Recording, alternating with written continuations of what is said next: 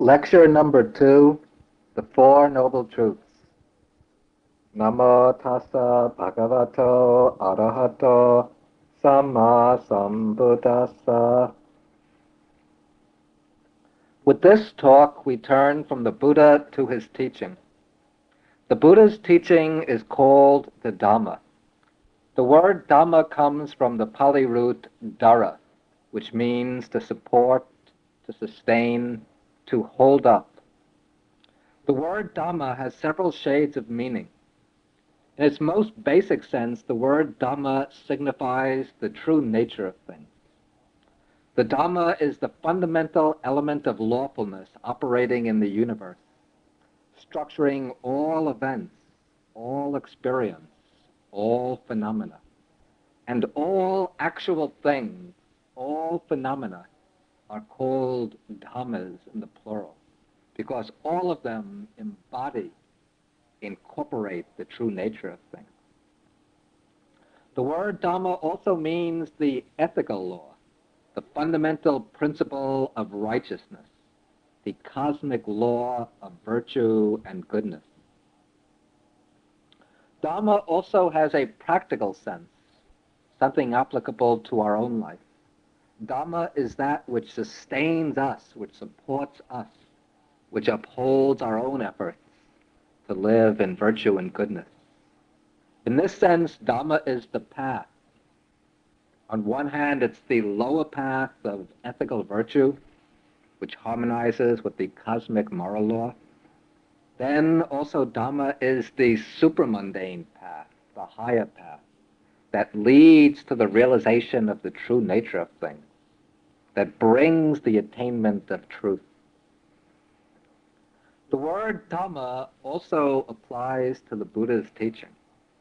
The Buddha's teaching is called the Dhamma because this teaching makes known clearly, explicitly, perfectly the true self-subsistent Dhamma, the true nature of things. Now, in approaching the Dhamma, it is necessary to come to it with the right attitude, with the right frame of mind, with the right understanding and right intention.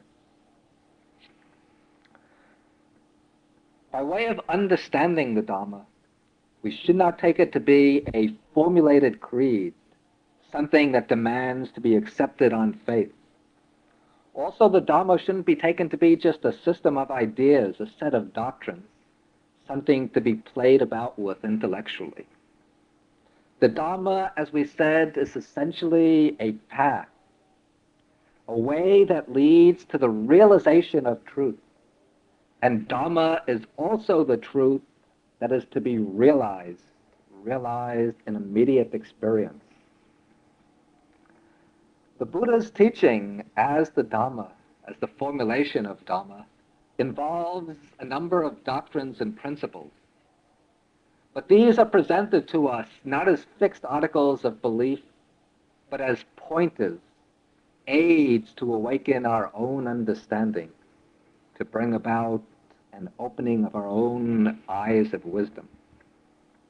The various doctrines presented in the Dhamma come out of the Buddha's own experience of enlightenment, not out of speculation, not out of belief, but out of his own realization of truth.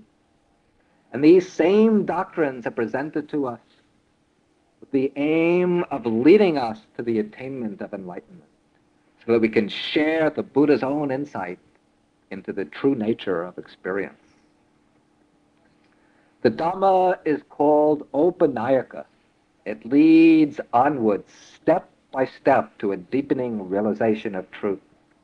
It's called Niyanika, emancipating, leading to liberation. And where this realization of Dhamma is to take place is within ourselves, in our own experience.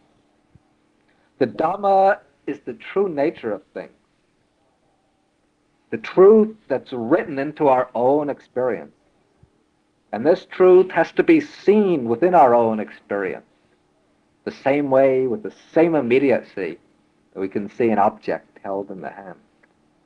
And to realize this truth, we have to travel the path of Dhamma, all by ourselves.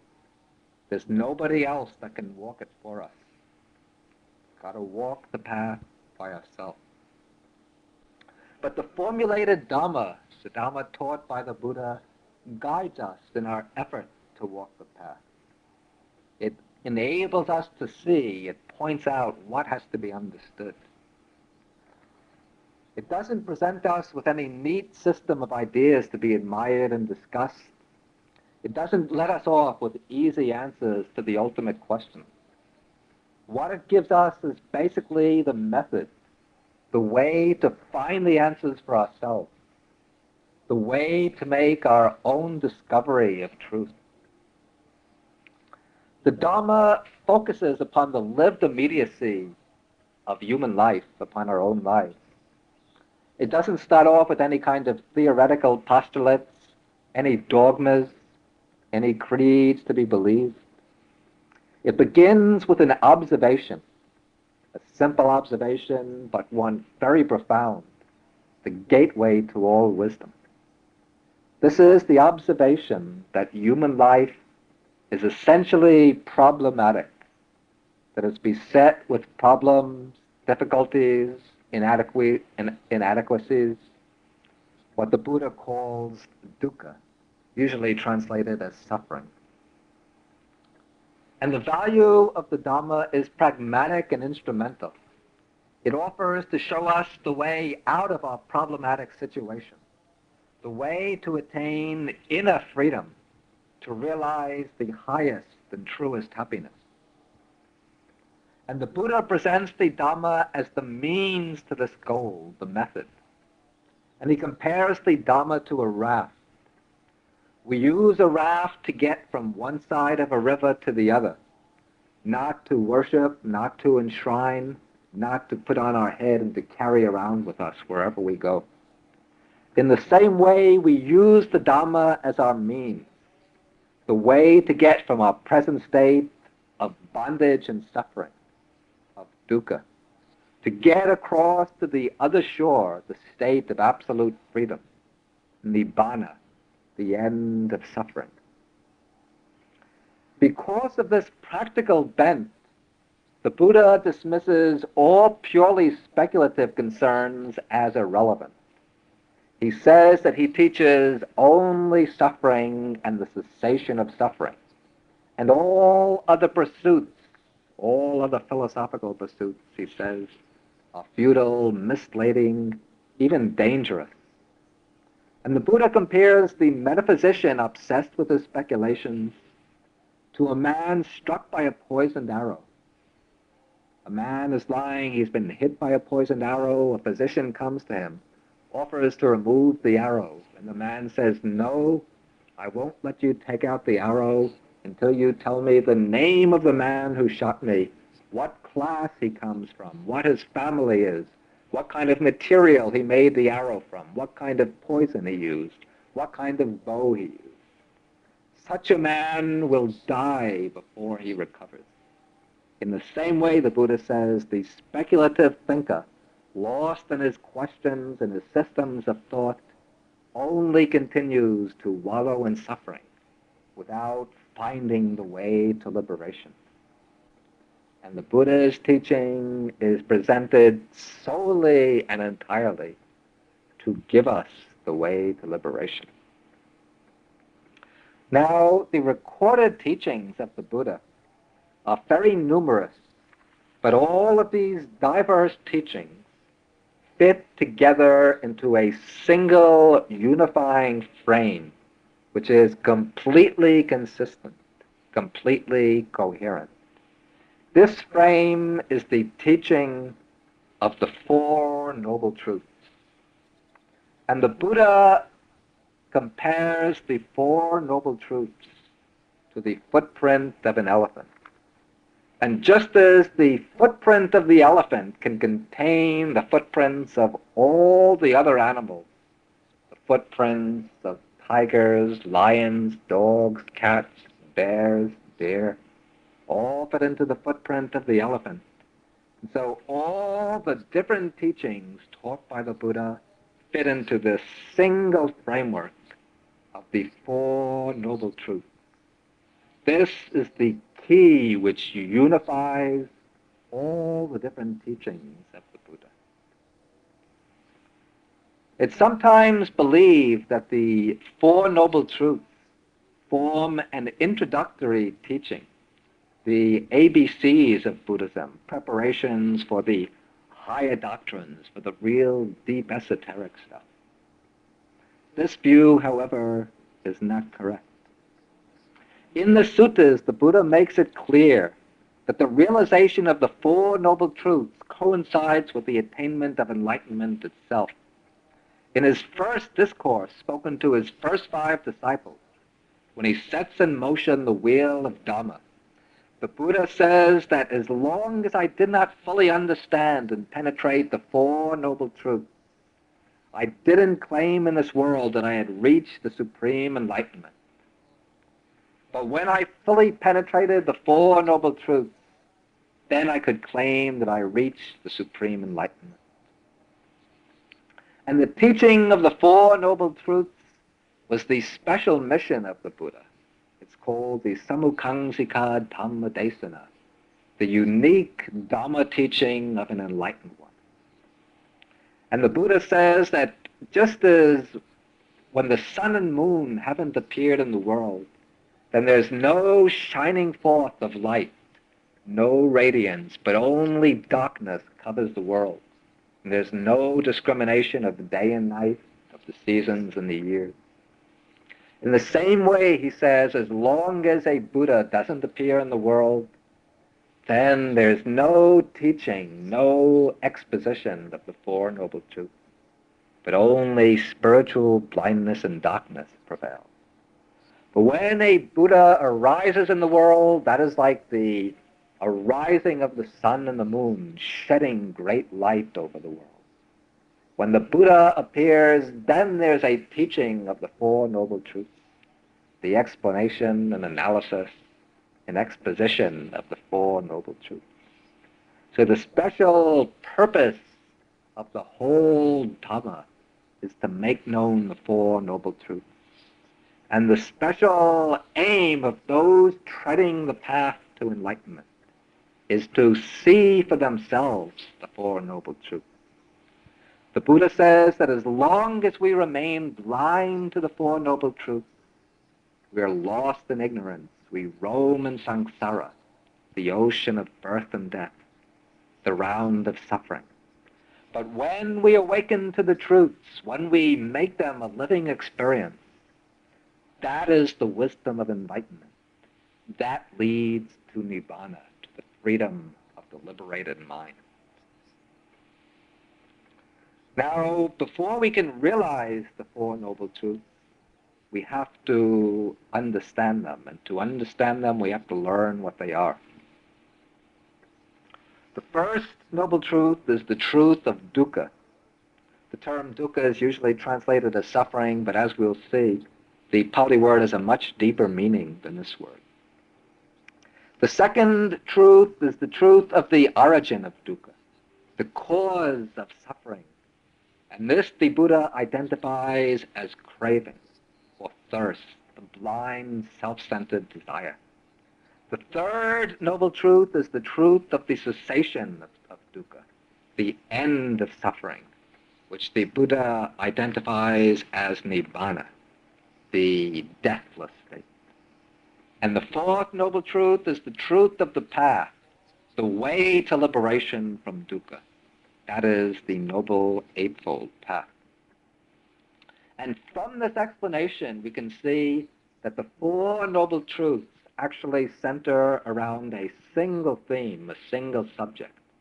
That is what's called dukkha. And they differ simply in that they treat this theme from 4 different angles. The first truth lays out the problem, the forms of dukkha. The second truth traces the problem to its cause. The third truth gives us the solution. And the fourth truth maps out the means to achieve the solution. Now, since the whole concern of the Four Noble Truths is with the problem of dukkha, our understanding of the Dhamma hinges upon the way we understand this word. Now, the word dukkha has often been translated as suffering, pain, and misery. And while these capture part of its meaning, they also give rise to misconceptions. Part of the problem is the fact that there's no single English word that really does justice to the original Pali word.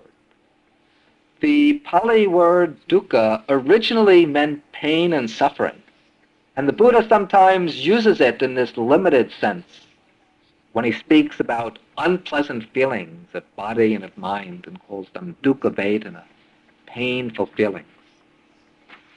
But the Buddha took this word of common usage and he raised it to a higher level, a philosophical level, where it expresses a deep and comprehensive vision of human existence. And from this perspective, this higher angle, the word dukkha comes to suggest a basic unsatisfactoriness pervading all existence, all forms of life, due to the fact that all forms of life are changing, impermanent, unstable, without any inner core or substance. The term dukkha thus indicates a lack of perfection in experience, a perpetual gap, an unbalance between an ideal state we desire and hope for and envisage, and the real state of our existence that we have to put up with, a condition that never really measures up to our standards and expectations. These are the ideas that are suggested by the word dukkha, and these ideas have to be taken into account if we're to understand the Four Noble Truths correctly.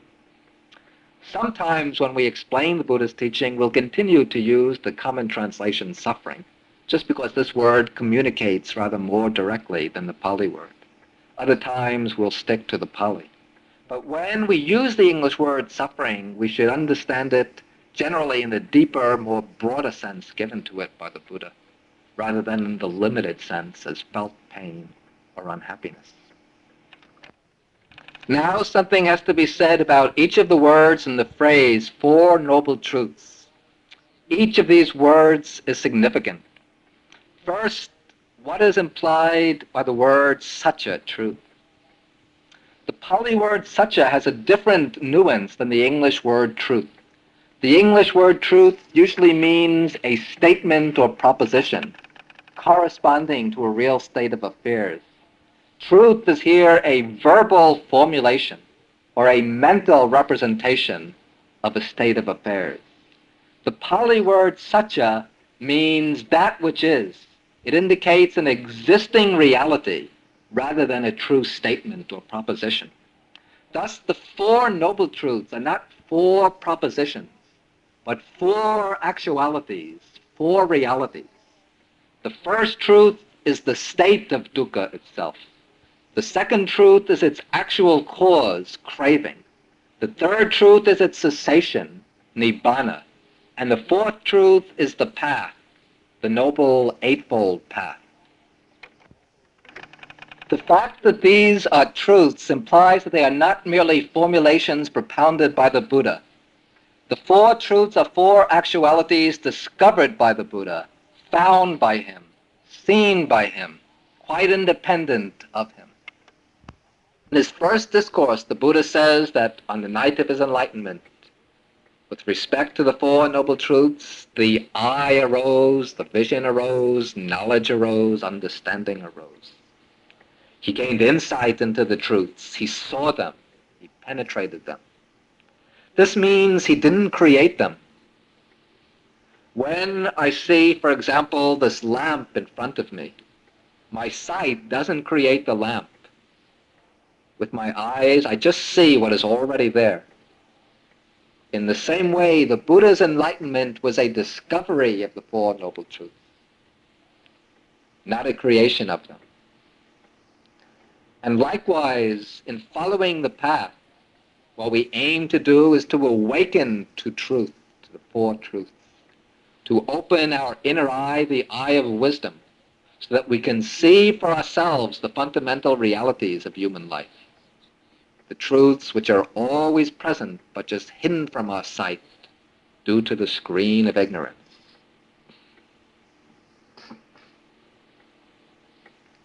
Now the truths are called Arya Satya, noble truths. And they gain the name noble truths for several reasons. We can mention three. The first is that they are the truths taught by the Aryan, the noble one, that is, by the Buddha. That's the simplest reason. The second reason is that they are the truths that lead to the Aryan state. An Aryan is a noble one. And these are the truths that can transform a person into an Aryan, into a noble one. In Buddhist doctrine, all human beings are divided into two general classes. On the one hand, there are the Putujanas, the ordinary people, the unenlightened people. Even if somebody might be quite extraordinary, but if he still lacks the eye of enlightenment, he is a Putujana, an average man, a worldling. On the other hand, there are the Aryans, the noble ones, those who are either fully enlightened or are in the process of awakening, or are definitely on the path to enlightenment. Now, what distinguishes the ordinary people from the Aryans, from the noble ones, is just the realization of these four noble truths. Those who realize them, as soon as they see them, become inwardly transformed. They undergo a spiritual rebirth and become a new kind of man.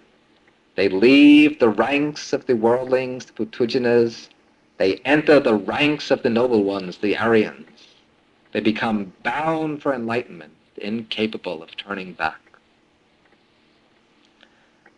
Then the third reason the truths are called Aryan truths, the noble truths, is because they call for noble qualities.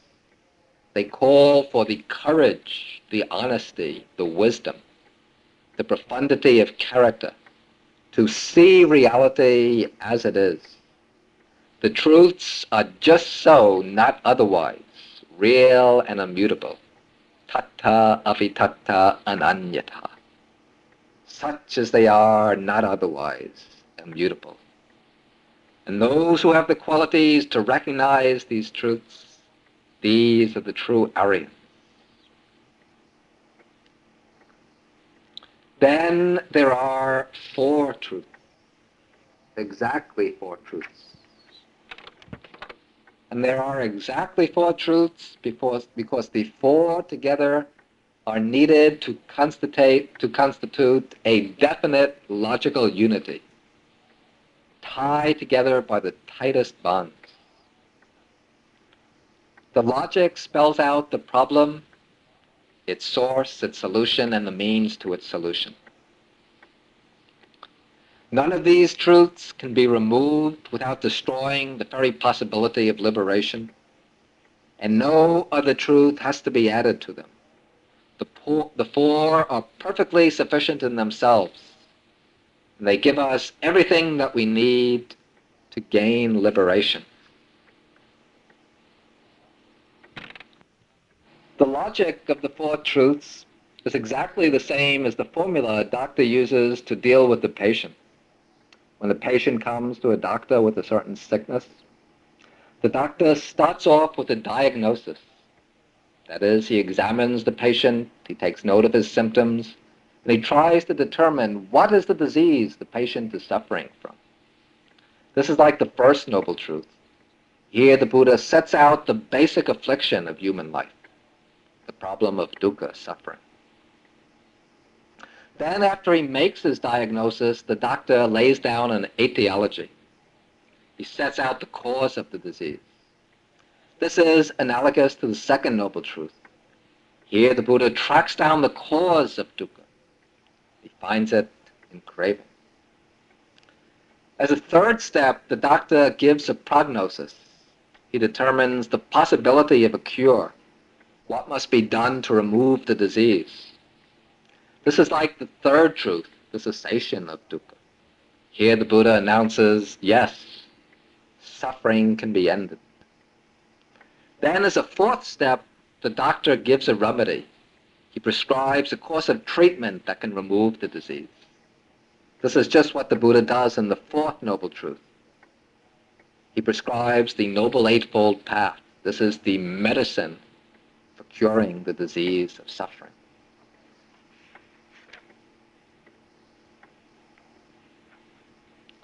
Now we will deal with each of the four noble truths individually, examining each in detail. And we start with the first noble truth, the Dukkhaṅārya Satyam, usually translated the noble truth of suffering. And in the suttas, the Buddha explains this first noble truth simply by listing the different forms of dukkha. Here, I'd like to read just from the text, from the usual sutta.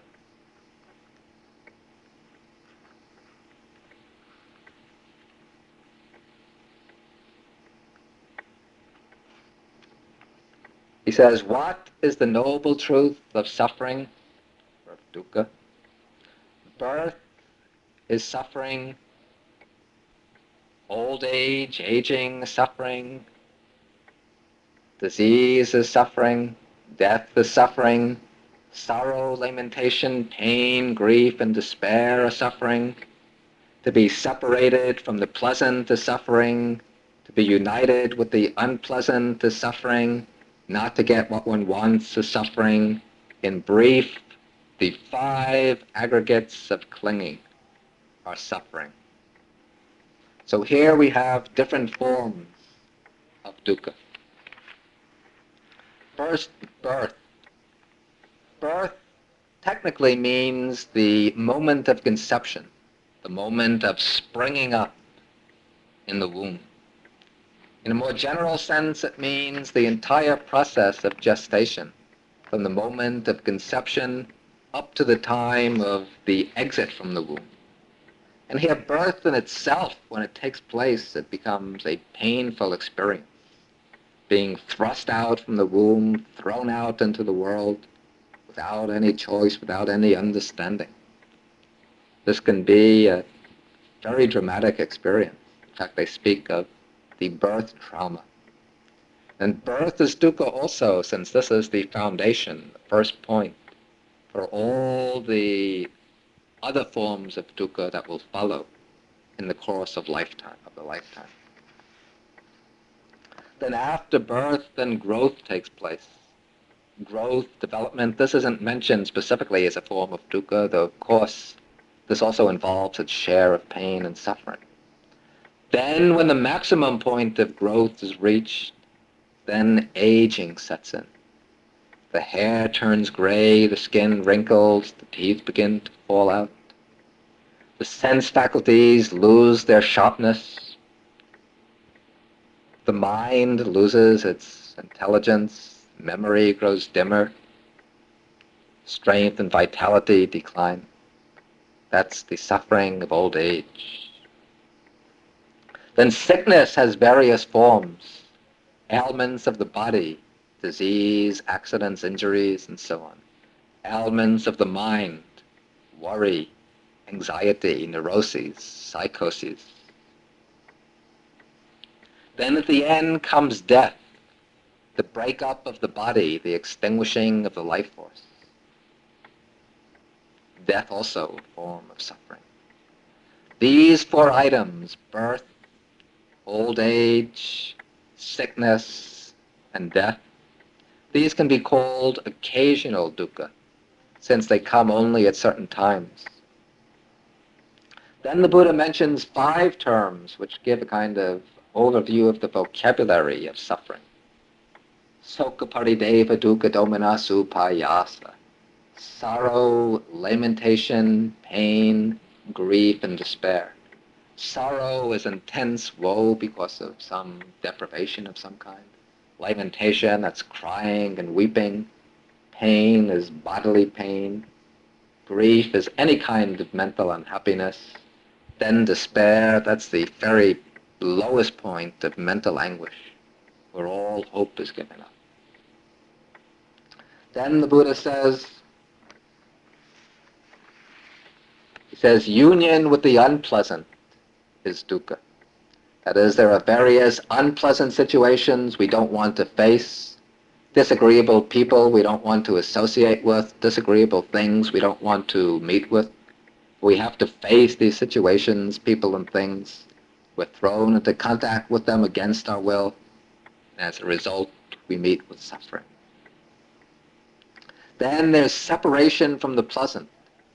There are pleasant and agreeable situations we would like to meet with, hope will last. Pleasant people we want to make contact with, to hold to cling to. Relationships we want to endure. But events follow their own law. They don't conform to our will. And eventually we have to face separation from everyone and everything we cherish. From parents, friends, brothers, sisters, husbands, wives, and children. There takes place separation, and as a result, suffering. Then the Buddha says, not to get what we desire, that is dukkha, that is suffering. Generally, we desire pleasure, wealth, fame, and praise, but instead we meet often with pain, with poverty, with dishonor and blame. As a result of this, there comes suffering. We want to remain young, but we have to grow old. We want to be healthy, but we fall sick. We would like to live forever, but we have to die. Thus, even those types of physical suffering can become types of suffering, not getting what one wants. These three, the union with the unpleasant, separation from the pleasant, and not getting what we want, these can be called frequent dukkha, because we meet them quite often in the course of life. Then the Buddha sums up the whole First Noble Truth. He says, in brief, the 5 aggregates of clinging are dukkha. With this statement, the Buddha indicates that all our experience is included in dukkha. And thus this aspect can be called constant dukkha, continual dukkha. Now we have to understand what are meant by the 5 aggregates of clinging. The 5 aggregates are the basic components of our experience, the basic elements of our existence. We exist as psychophysical organisms, and this organism can be broken down into 5 types of factors. On the one hand, there is the material form. That covers the body, the material body with its sense faculties. That is the physical, the material side of our organism. Then the other 4 aggregates, those cover the mental side.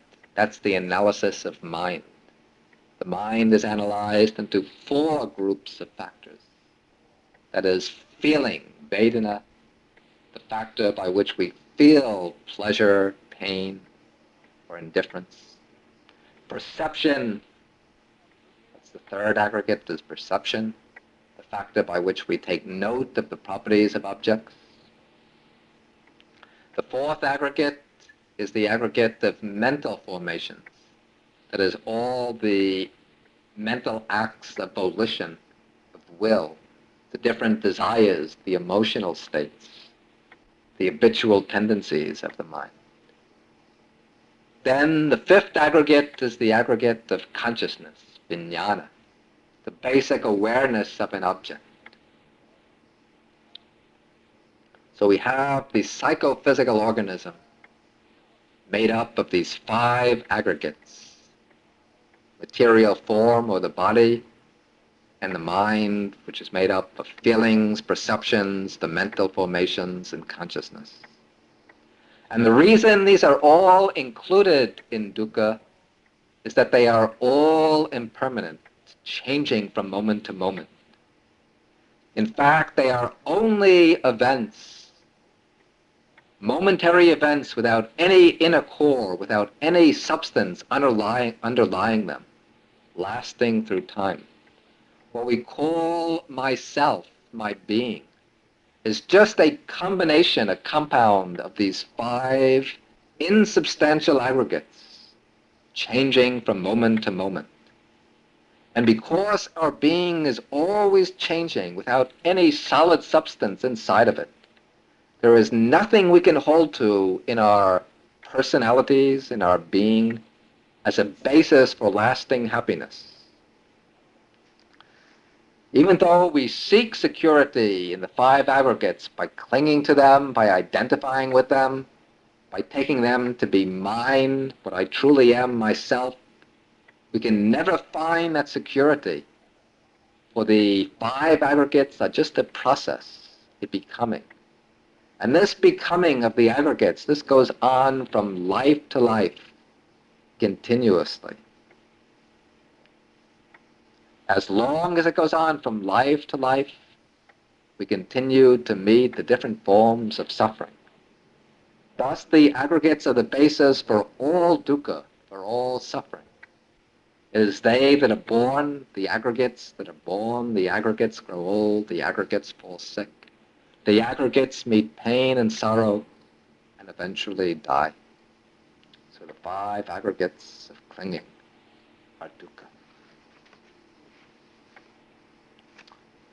Then, to make it clear that dukkha means more than ordinary suffering, that it has this extended sense, the Buddha explains sometimes that there are three levels of dukkha. The first and most elementary level is ordinary suffering. This is called dukkha dukkhata. Dukkha as ordinary suffering. This signifies experienced suffering. And this experienced suffering can be either bodily or mental. Bodily pain stands out most clearly in the cases of accident, injury, sickness, in violent contacts with the body. Then there's mental suffering, mental pain. This has a great range from momentary feelings of irritation and annoyance down through deeper experiences of disappointment, of sorrow, grief, frustration, down to the very deepest experiences of anguish, dejection, and despair. All of these are included as forms of mental suffering. So bodily pain and mental pain, these make up dukkha dukkhata. Dukkha in the sense of actual felt suffering. But then we come to the second level of dukkha. And this takes us a step further, a step more removed from felt suffering. This is called dukkha due to change, viparinama dukkhata.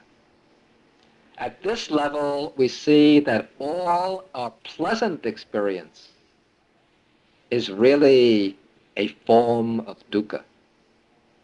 The reason is that all pleasant experiences are subject to change. The objects that give us pleasure are impermanent. They don't last. And therefore, the pleasure that we get from them is also impermanent. It has to pass away. So when the objects of attachment pass away, because we cling to them and become attached to them, then the result for ourselves is pain and suffering. But this aspect of dukkha, dukkha due to change, this has to be properly understood. It doesn't mean, as we might think it means, simply that suffering arises through the change of our pleasure. Rather, it means that the pleasant experiences themselves and the things that give pleasure are already dukkha, even while we're enjoying them. And the reason for this is that they're bound to pass away.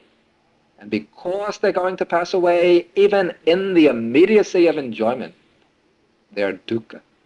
Youth has to give way to old age, and therefore, even while we're young, Our youthfulness is still dukkha. Health can be undermined by disease, and therefore, even when we're healthy, that state of health is dukkha. And life has to end in death, and therefore life itself becomes dukkha.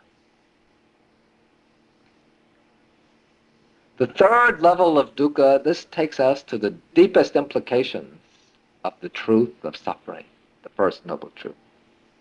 This is called sankhara dukkha, the dukkha of conditioned formations. The word sankhara here means conditioned formation. This is the aspect of dukkha the Buddha points at when he says the five aggregates of clinging are dukkha. The conditioned formations are the five aggregates. And these five aggregates, as we just explained, are the elements of our being, of our persons. What we identify ourselves with, our individually, is simply a combination of conditioned phenomena, mental and material processes undergoing constant transformations. And these five aggregates function by themselves. We don't have mastery over them. We don't have absolute control over them. We can't govern them according to our will. They go their own way. They're unstable, impermanent, subject to rise and fall. And because they're in this constant process of rising and falling, for one with deep wisdom, they're experienced as dukkha, unsatisfactory. That is the profound meaning of sankhara dukkha, the unsatisfactoriness of conditioned formations.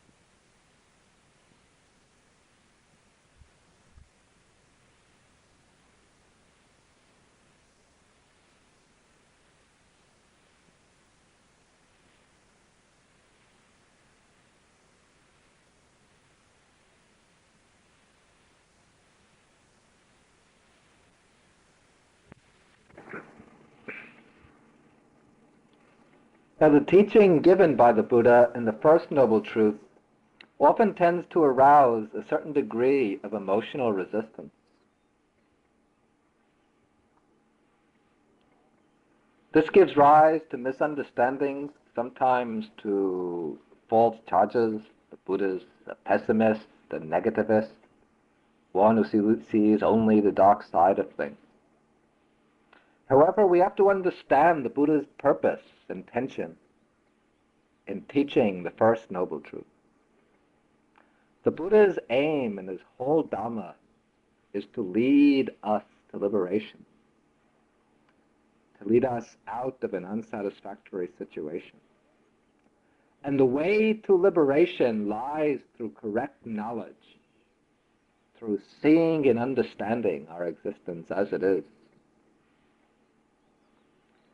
In coming to the Dhamma, we have to come with an open mind, ready to look at things objectively, to see them as they are, yatha bhutang jnanadasana, knowing and seeing things as they are.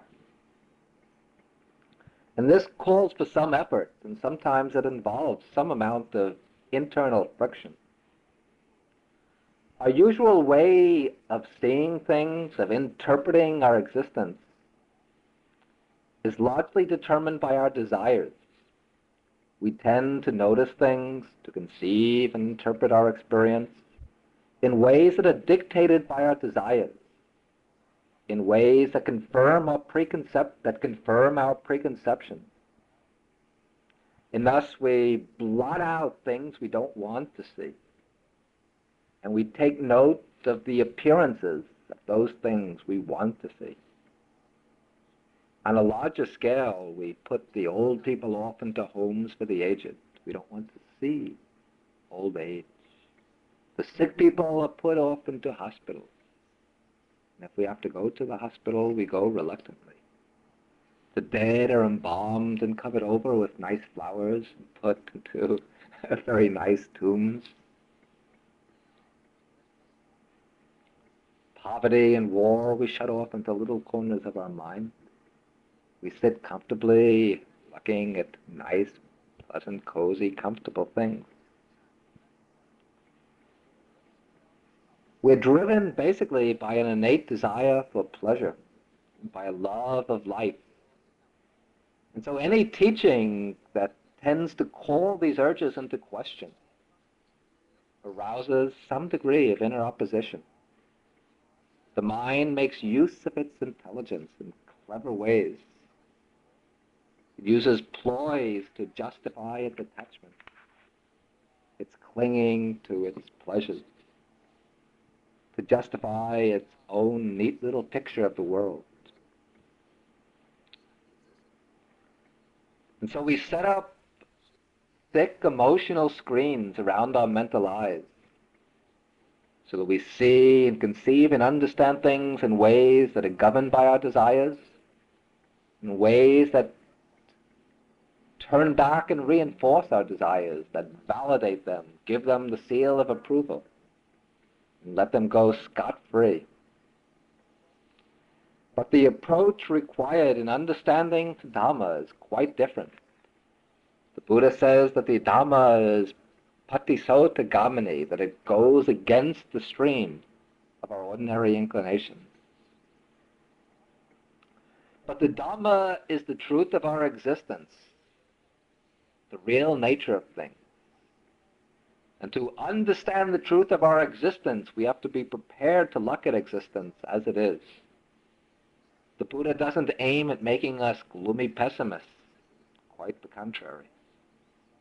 But he also isn't going out to console us with false comfort. The Buddha's aim is to awaken us, to make us seers of truth, seers of that which is. For it is only seeing rightly that leads to freedom. And to become seers of that which is, we have to stop seeing what we want to see. We have to undergo a kind of process of unlearning, to remove the screens of prejudices and pre-established views. It requires an ability to sit down, to take a good long look at our existence in order to understand it correctly, free from all preconceptions as to how we want it to appear. And the Buddha holds that to gain a complete view of our existence, we have to look at it from three angles, to see it in terms of three aspects it presents. One is the aspect of asada, which means enjoyment or satisfaction. The second is the aspect of adinava, danger or unsatisfactoriness. The third is the aspect of nisarana, release or escape. In viewing our lives from these three angles, the Buddha points out firstly that life involves asada. It involves pleasure and enjoyment. He says that if there was no enjoyment in the world, in our belongings, in our achievements and activities and personal relationships and so on, people wouldn't become attached to the world. But it's precisely because there is enjoyment in the world that people become attached to it. And not all of these enjoyments are wrong or unwholesome. The Buddha never says this. Many can be worthy and many deeply rewarding. The happiness of a good family life, of friendship, of true love, of aesthetic pleasures, of religious life. But the Buddha points out that existence also has to be looked at from another angle. This is the angle of adinava, the unsatisfactoriness, the inadequacy. And this inadequacy consists in the fact that all our experience, including our pleasures and joys, is impermanent. Everything is subject to change, and in many ways, at a deep level, it can be connected with pain and with dissatisfaction. Then the third angle the Buddha indicates is the aspect of release, nisarana. To be free from suffering, we have to put away the attachment and desire for the objects of enjoyment. Since it is this attachment that leads us into the pain and suffering. But still the question might be asked, if life involves both enjoyment and disappointment, both happiness and suffering, why does the Buddha put so much stress on the negative side? Why is he so much concerned with showing up the aspect of dukkha, rather than acknowledging both pleasure and suffering equally?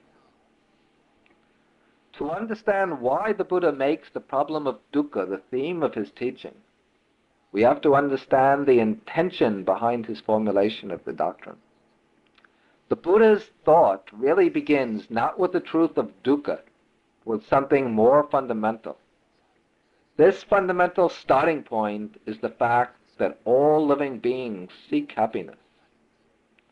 The most basic and universal urge of all life is the urge for happiness. But when we inquire into the nature of the happiness we seek, we find that it is a state free from suffering, an experience that's associated with suffering, that's tied up in some way with pain, sorrow, worry, or dislike, can be pleasurable, enjoyable, but it can serve as a base for true happiness. And therefore we make a distinction between true happiness and seeming happiness, the illusion of happiness. True happiness is a state which is immune to suffering, a state that cannot be touched or corrupted by dukkha. And to find such a state, we have to take the things we ordinarily consider to be sources of happiness and find out if they are really so, if they really can give us the happiness we want. A perfectly complete satisfaction free from any mixture with suffering. And if they cannot do so, if they should turn out to be connected with suffering or to lead into suffering, then we have to draw the conclusion that they're really dukkha, concealed forms of dukkha. Now, if we reflect carefully, we'll see that a great part of our common experiences of pleasure and enjoyment is bound up in some way with pain that involves a subtle kind of dissatisfaction. This might not be evident at once, but it becomes clear when we reflect carefully. We use what the Buddha calls yoniso manasikara, wise consideration. Let's take the things we ordinarily turn to for happiness. What are these? Sense pleasures, the beauty and health of the body, feelings of aesthetic enjoyment, interpersonal relations, most generally life itself. The Buddha examines all of these sources of happiness in different places in the suttas, and he shows how they're all defective, how they fail to measure up to the criterion we set for true happiness. First, take sense pleasures. Sense pleasures give some amount of happiness, but they're bound up with excitement and with agitation. When we enjoy them, we tend to grasp them, to clutch them, to try to draw from them whatever enjoyment they can give. Now, enjoyment might be accompanied by anxiety and worry. We're afraid that the objects of pleasure will perish, be stolen, or lose their flavor. Or the people who give us pleasure will leave us. Or our enjoyment might be mixed with guilt when we enjoy them at the expense of someone else. The enjoyment leads to greater attachment. We cling even more tightly to the sources, to the sense enjoyment. Become more and more dependent on them. Develop kind of addiction to them. Then, when the pleasurable objects or persons are lost, we feel sorrow and grief. And often we find that the pleasures that we've sought for, when we get them, they don't give us the happiness, all the happiness that we expected of them. Even when we get them, even when we're satiated with them, they still leave us feeling hollow, unfulfilled, discontent.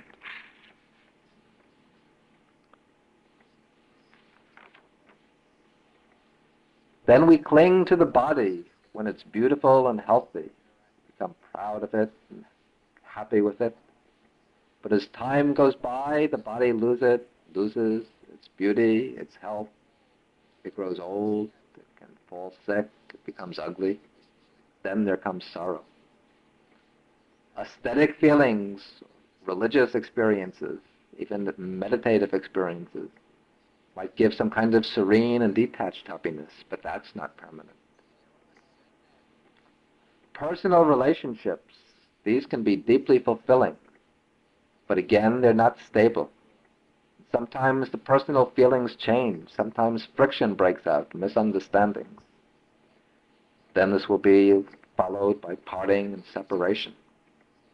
And even when the relationships are fruitful and lasting, they still can't last forever. In the end, we have to be separated from everyone we love. Death comes and breaks the connection.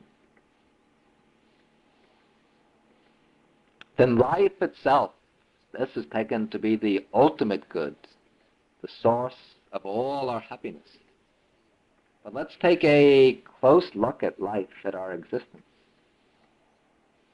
And to reach a valid evaluation of existence, we have to go beyond our own standpoint. We have to look at life in general, sentient existence in general. We have to widen our mental horizons, to stretch our consciousness outwards to cover all life, to see what is the degree, the amount of experience, pain and suffering in life. From our own position of relative prosperity and security, the fact of suffering might not be very serious. It might seem remote, something maybe that we meet with only occasionally. But if we open our mental eyes, if we extend our sense of identity to all that live, we'll see that the suffering in the world is really very vast, very pervasive, sometimes very terrible. We have to think of the millions of people without enough food to eat, children going hungry, starving, undernourished, people without clothing and shelter, refugees and orphans, people afflicted with various diseases, lying in hospitals without adequate medical care, without hope of recovery. We have to think of the old people, lonely, neglected, despondent, dying too slowly. We have to think also of the people who might be healthy and well-nourished, but they're living in totalitarian countries with tyrannical governments, living filled with fear and distrust, unable to think freely and to express their thoughts freely. Also, we have to think of those who are caught in the net of violence and the destruction of war. Think of those, the victims of accidents, earthquakes, fires, floods. Think also of those who are well off and successful and prosperous, living in free countries, but their lives are unfulfilled. They have no sense of purpose. To use Thoreau's words, people who are living lives of quiet desperation. Then we have to think more widely even than the human world. Think of the animals as well. Wild animals living in a constant struggle for survival. The only rule is to devour or to be devoured, to kill or to be killed. You have to think also of the domestic animals living in their dullness, forced to work, driven by men to work, raised to be slaughtered and eaten. And then for all life, the ultimate end, as the Buddha's always already indicated, is old age, illness, and death. So that's the evaluation of life itself.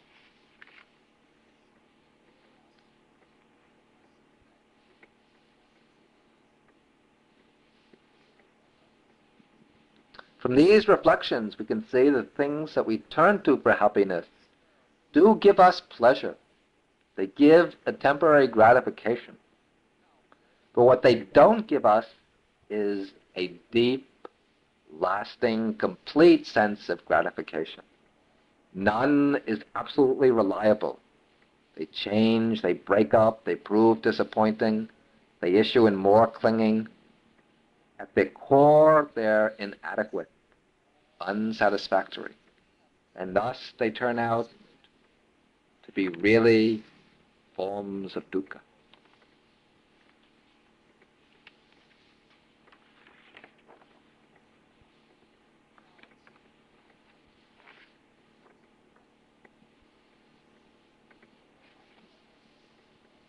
Now, it might be claimed that even though life has its share of suffering and disappointment, still it offers its opportunities for pleasure. Now, we should grasp these as long as we have the chance.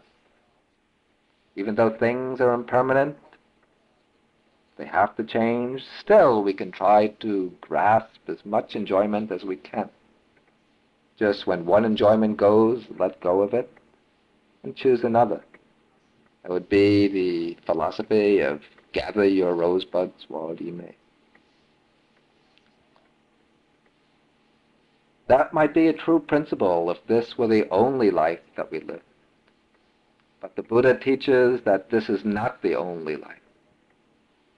And to really get a complete picture of the full range of dukkha, to see dukkha in its fullest measure, we have to take account of one additional fact. One fact which will multiply the range of dukkha to infinity. And this is the fact of rebirth. The Buddha teaches that we do not live one time only, but many times, countless times. Our life is part of a succession of rebirths, a process of repeated existence that's been going on since beginningless time. This is samsara, the wheel of rebirths, the wheel of birth and death. One life succeeds another without any first point. Birth, growth, decay, and death, followed by more birth, growth, decay, and death. That is the pattern that's been repeating itself over and over, countless times, without beginning.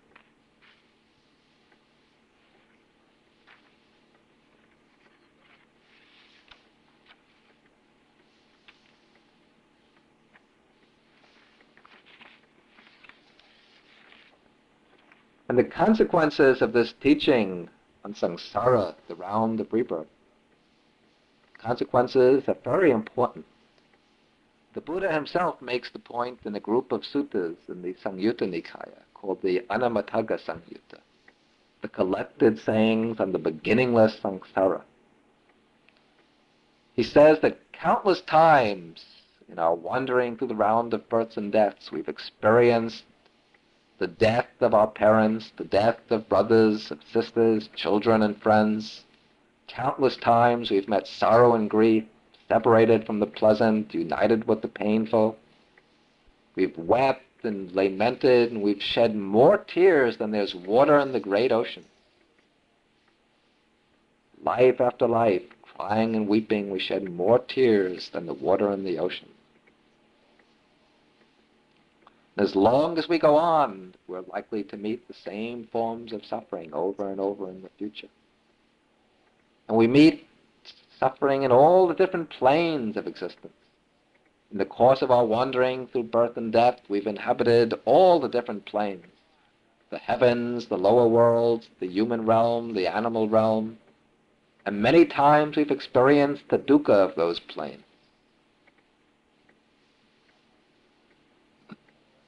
And our future is uncertain. Just a turn of the wheel, the transition from death to birth, separates us from rebirth into lands torn by poverty, by oppression, by war. From rebirth into the lower worlds. And even life in the heavens is no consolation. For life in all the planes of existence comes to an end. And so when heavenly life comes to an end, will be followed by a rebirth someplace else. We don't know where. So when we examine our lives in the light of the Buddha's teaching, it becomes clear that real happiness, true lasting happiness, cannot be found in the realm of the conditioned, in the realm of the world of birth and death. All conditioned things are transient. To find real happiness becomes necessary to turn away from all that is conditioned, from all that's subject to aging, to decay and death. But as we said before, the Buddha's teaching recognizes our most fundamental urge to be the urge for happiness. And the teaching as a doctrine of deliverance is intended to bring the fulfillment of that urge. But the Buddha teaches that real happiness, stable and perishable happiness, is to be found only in the unconditioned, that is, in Nibbana, the deathless state. And that is the real import of the First Noble Truth, that to reach the state of perfect peace, of happiness free from suffering, we have to turn away from the conditioned formations, the five aggregates, and to seek the unconditioned, Nibbana. But to get free from the conditioned, we have to find the causes for our bondage.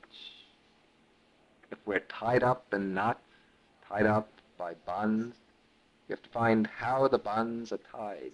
What are the knots in order to undo the knots? So this brings us to the second noble truth. The second noble truth is the truth of the origin of dukkha. Dukkha samudaya arya satya. And this truth aims at showing us the cause of suffering, the real cause of dukkha.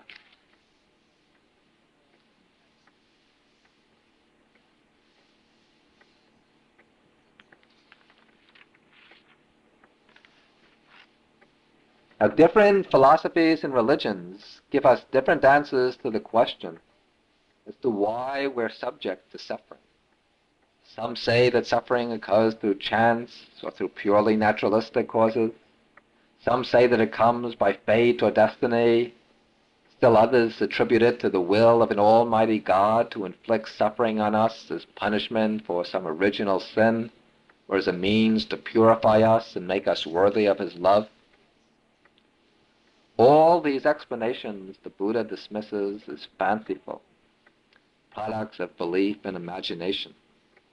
They all lead to one of two results. Either they encourage a passive acceptance of suffering, resignation, or else they get us involved in treating the symptoms. We see the first in the fatalists and in certain forms of theism. We see the second in the attempt of modern secularists to make our lives cozy and comfortable by all sorts of technological wonders. But the Buddha's approach to the problem of dukkha is quite different. The Buddha's approach is to trace the problem to its cause, to its root. It is said in the text that the Buddha is like a lion, and the other philosophers are like a dog. If somebody throws a stone at a dog, the dog chases the stone. This is like the thinker who tries to stop dukkha by treating the symptoms. But if somebody throws a stone at a lion, the lion chases the person who threw it. That is like the Buddha, who tackles the problem of suffering by attacking the cause. And to deal with the cause is very essential. We can only eliminate dukkha by getting rid of the cause, by eradicating the cause. If we deal only with the symptoms, with the forms of dukkha, and leave the cause intact, then beneath the surface, beneath our comforts and pleasures, the volcano of suffering will continue to gather force, and in time it's bound to erupt. So in the second noble truth, the Buddha points out the origin of dukkha. And the cause, he says, is craving. In Pali, tanha. Let me read the Buddha's own words. What now is the noble truth of the origin of dukkha? It is craving, which gives rise to repeated existence, produces rebirth, which is bound up with pleasure and lust, and finds ever fresh delight, now here, now there. It is of three kinds: sensual craving, craving for existence, and craving for annihilation. First, we have to deal with the word tanha. The word means literally thirst. We follow the common practice in translating it as craving. Some writers explain tanha as desire, but this translation can be misleading. It might suggest that Buddhism insists on eliminating all desire, which is false. The Buddha recognizes that desire is ambivalent. There can be good desires, the desire to practice the Dhamma, the desire to give, to observe precepts, the desire to help relieve the suffering of others, and so on. There can also be neutral desires, the desire to take a walk, the desire to sleep when tired or to eat when hungry. And there can also be unwholesome desires. It's the latter desires, the unwholesome ones, that are meant by craving or tanha. That is, desire grounded in ignorance and delusion, in the drive for personal gratification, the desire seeking pleasure, power, high status for oneself. And though craving is singled out as the cause of dukkha, it shouldn't be thought of as the only factor involved in the origination of suffering. Tanha is selected because it is the chief factor, the principal and the most pervasive factor. Craving is the active accumulator of dukkha. the factor which can be seen most clearly in the workings of our minds, and the factor which has to be brought under control in treading the path. But craving always works in a whole complex of factors. It's conditioned by ignorance, and by the psychophysical organism. It's directed towards feelings, and it requires objects. It uses the psychophysical organism as its instrument. It issues in clinging and grasping and holding. It builds up formations which perpetuate dukkha. All of this becomes clear in the teaching of dependent arising that we'll explain in lecture number 4. The Buddha says that craving takes 3 forms. There's sensual craving, kama tanha, craving for existence, bhava tanha, and craving for annihilation, vibhava tanha. Sensual craving is desire for the 5 objects of sense pleasure. Craving for pleasant sights, sounds, smells, tastes, and touch sensations. Also for the enjoyable ideas, images, and so on based on those sense impressions. Then there's craving for existence, bhava tanha. This is the desire for continued survival, the life urge, the drive to go on existing and to take on special forms, to become prominent, famous, and wealthy, to become this, to become that. When joined with the belief in a permanent self, the craving for existence issues in the desire for personal immortality. Then there's craving for annihilation, for non-existence, the wish for self-annihilation. This arises when the pain of life becomes so unbearable that one wishes to escape by annihilating oneself. Its most evident form is suicide, though it can also take on forms of self-destructive behavior. And now we have to see how craving originates dukkha. The causal role of craving can be seen at 2 levels. We could speak of a psychological level, and then a universal or cosmic level. First, at the psychological level, we find that craving is the underlying root of unhappiness. Sorrow, grief, fear, worry, disappointment, all these can be retraced to the desire for personal gratification. In the Dhammapada, the Buddha says, from craving there arises sorrow, from craving there arises fear. Craving gives rise to sorrow when we're separated from the persons or things we're attached to, when our hopes are disappointed, when we meet with rejection, fail to get the things we want. Craving also gives rise to fear. We become afraid of losing the things we've obtained, afraid they might be destroyed, afraid the people that we like might reject us, or that circumstances might separate us.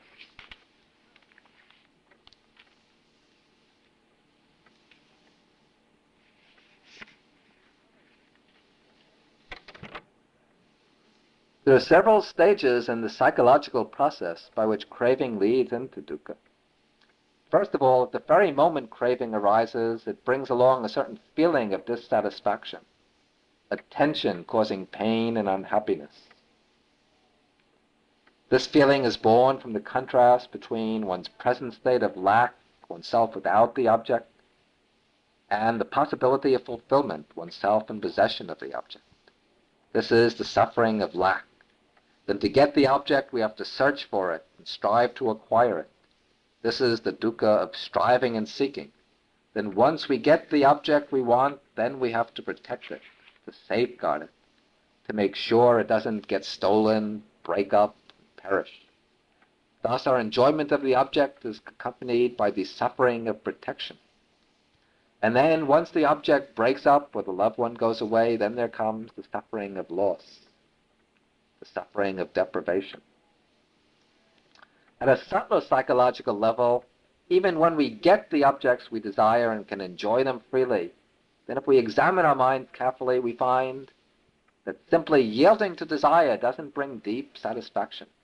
It brings only a temporary gratification, which actually fuels the force of craving, so that craving arises more strongly in the future, with greater force and power than before. We need more pleasure, more money, more power, higher position. It becomes even more demanding, more insatiable. Like a fire, we throw the wood onto the fire subsides a little, then once the wood catches the flame, the fire blazes more intensely, burns stronger than before. That way, craving brings an even stronger inner dissatisfaction, a more compelling need to acquire a new object, to fill the void. So that's the way craving becomes the origin of suffering at the psychological level. Then, passing to a deeper level, we see a connection between craving and dukkha, in that craving is the force which fuels the round of rebirth, samsara. The Buddha describes craving as ponobhavika, leading to repeated existence, to new rebirths. He also says that craving seeks delight now here and now there. As long as the body lives, the mind clings to it. Craving uses the body as its means for finding delight. At death, the body stops functioning, so it can no longer support the stream of consciousness. But the craving remains, so when the link between the mind and the body is broken at death, then craving drives the current of consciousness onto a new body. It latches onto a new body as its physical form, brings about rebirth. Conception sets in, the embryo is formed, and the drive for existence continues in a new form, with a new body as its support, renewing its search for pleasure and enjoyment. Therefore, the Buddha says that craving, tanha, is the house builder. It builds up the whole house of samsara, all the forms of existence. And as long as the craving is unchecked, the wheel of rebirth continues to turn. It's like a leapfrog arrangement. Craving gives rise to new existence provides the base for craving. In this way, craving constructs the round of becoming. It issues in rebirth. In that way, it originates the dukkha of the five aggregates, the psychophysical process, again and again. Now, in the third noble truth, the Buddha makes it known that this process of becoming doesn't have to continue indefinitely. He announces the cessation of dukkha. This is the dukkha nirodha arya satya, the noble truth of the cessation of suffering. And this truth shatters the charge of pessimism, and reveals the great affirmation of the Buddha, the affirmation that suffering can be totally overcome, that a state of perfect peace is open and available. Now, the cessation of dukkha is arrived at simply by following through to its conclusion the logic of causality underlying the second noble truth. If craving is the origin of dukkha, then the key to putting an end to dukkha lies in eliminating craving. And so the cessation of dukkha is the complete cessation and elimination of craving.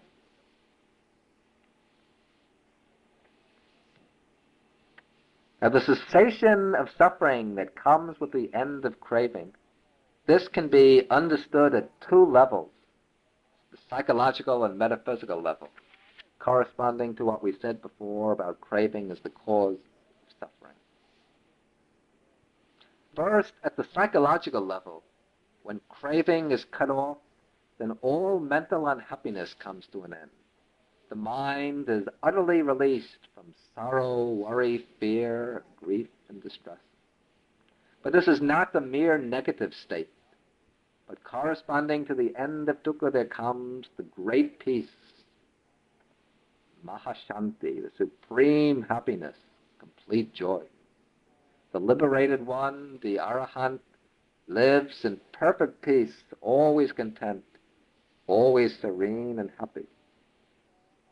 He can still experience physical pain that comes through the body. He can still fall sick, and he has to grow old and die. But since his mind is released from all clinging, these cause him no disturbance. He goes through them without sorrow. His mind stands unshakable among all the vicissitudes of life. Then, with his death, the whole process of becoming comes to an end. Since he's abandoned craving, there's no seed for new existence. Samsara, the round of rebirth, draws to a close. This is the state of final deliverance. But this end of dukkha, this is not annihilation, not a plunge into utter non-being, but simultaneously it's a full attainment of the unconditioned nibbana. The liberated one passes out from the world of becoming to a state which is immeasurable and inconceivable, beyond the range of concepts and words. Thus, the third noble truth, the cessation of dukkha, is the reality designated nibbana. Then, in the fourth noble truth, the Buddha points out the way to bring about the end of dukkha, the path to reach nibbana. That way is the noble eightfold path, which consists of the 8 factors: right views, right intentions, right speech, right action, right livelihood, right effort, right mindfulness, and right concentration. This is a practical course of treatment which can be applied to our life to overcome the problem of dukkha. So the fourth noble truth is the way to the cessation of suffering, the noble eightfold path. As we go along, we'll deal in much greater detail with the third and fourth noble truths. Here we just deal with them lightly. We'll deal with them more in later lectures. Now we conclude by explaining the functions to be performed with regard to each noble truth. For each of the 4 noble truths presents a challenge. It imposes a particular task which the follower of the Dhamma has to take up and fulfill. The first noble truth, the truth of dukkha, has to be fully understood. We have to understand the truth of our own existence, of our experience. And so the task imposed by this truth is full understanding, to understand our experience made up of the 5 aggregates. The second noble truth, tanha or craving, also imposes a task. That is abandonment. We have to abandon craving, the craving which originates suffering. Then the third noble truth, the truth of the cessation of suffering, nibbana, that is to be realized, to be attained. The task is the realization of nibbana.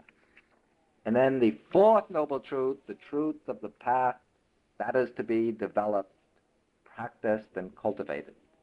By developing the path, we come to the full understanding of dukkha. By understanding dukkha, we abandon craving. And by abandoning craving, we realize nibbana, the end of dukkha. In this way, the development of the path is the key to fulfilling all 4 functions regarding the 4 noble truths.